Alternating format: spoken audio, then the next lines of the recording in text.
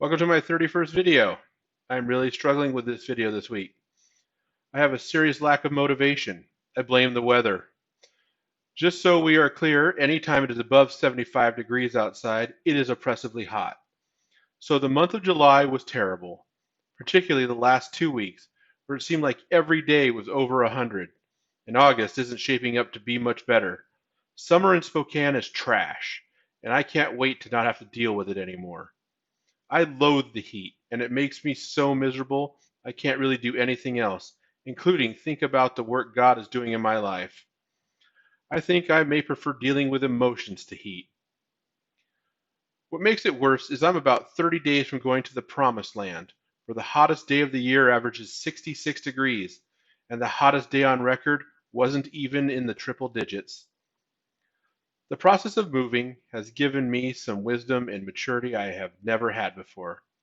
As a result of selling my house, I have found some new perspective on how I spend money and how I care for my house.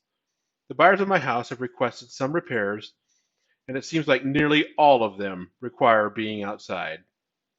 Yesterday, I built a railing for my front porch, and by I built a railing, I mean I sawed 2 pieces of wood and stood out of the way cooking ribs, while 2 of my friends built it for me, and it looks really nice.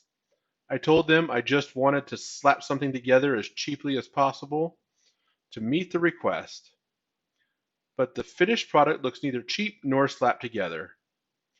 For as long as I can remember, I have never liked being outside. I have always just thought of myself as indoorsy. I think suffering out in the oppressive heat yesterday provided me with some perspective and understanding about a few things. First, I don't hate being outside. I hate being outside in California and Spokane or any other place where the temperature gets above 80 on the regular. Second, I have never had any interest in the outside of my home or any desire to care for it because of the first insight. Third, I have put off many small maintenance and improvement projects that I am now having to do because I am selling the house.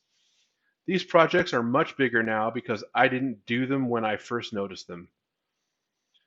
Fourth, I have learned that not only does taking care of these things reduce the amount of work that needs to be done, it can drastically improve the quality of life. After we completed each of these little projects, both my wife and I said we should have done them 2 years ago because it would have made the house a more enjoyable place to be.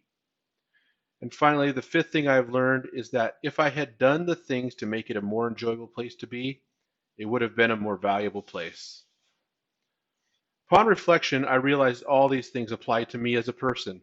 I've spent the previous 30 weeks talking about how introverted I am and how little I participate in the outside world, so I will skip talking about points 1 and 2.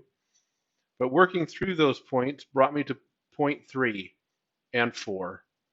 I have neglected my body, my emotions, my relationships, and my spirit in the same way I've neglected my house, and now I have a big problem that is a lot of work to fix, but if I had done the small things along the way, I would be in a much better position now.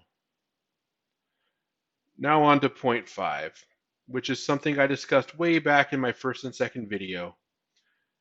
God found no joy or value in my life. Jesus says in John 15:2, He cuts off every branch in me that bears no fruit, while every branch that does bear fruit, He prunes so that it will be even more fruitful. That is precisely what He is doing with me and what this journey is about. God gave me a choice. I could be cut off and die, or I can choose to do the hard work I should have been doing for years, getting pruned and being fruitful, which in turn will increase my value in the kingdom of God.